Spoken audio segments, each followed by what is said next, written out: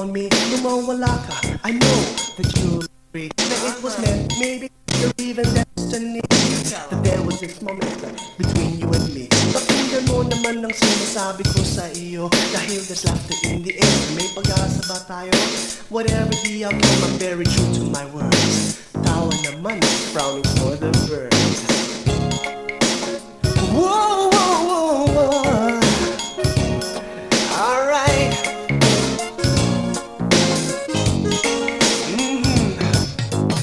Hindi mo na lang ang mga good times we've had, yung mga picnics doon sa Quirino Grandstand. We went walking and biking, you remember it ba?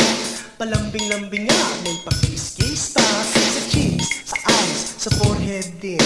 Hindi ko makakalimutan yung lips to lips natin. Siyempre, ang sweet, nakakagigil.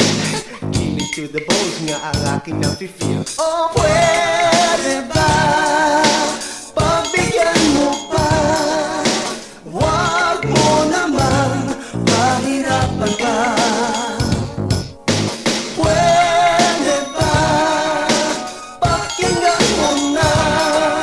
Ikaw ang mahal, wala namang iba.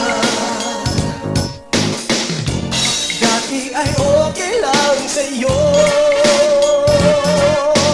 ang lahat ng loob ko.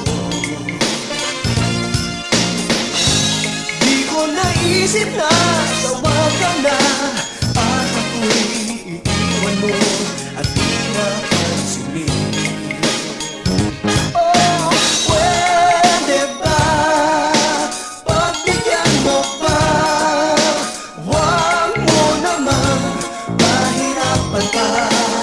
Oh, pwede ba pakinggan mo na? Ikaw ang mahal, wala namang iba. So please naman mahal, you know I love you with my heart. Kaya forgive me now and we'll never ever part. I know I did wrong, pero nabago na ako. Ito ang totoo, hindi mo na ang samo ko. Dahil mahirap if wala ang mahal sa buhay mo. I've learned my lessons well at nandito na ako.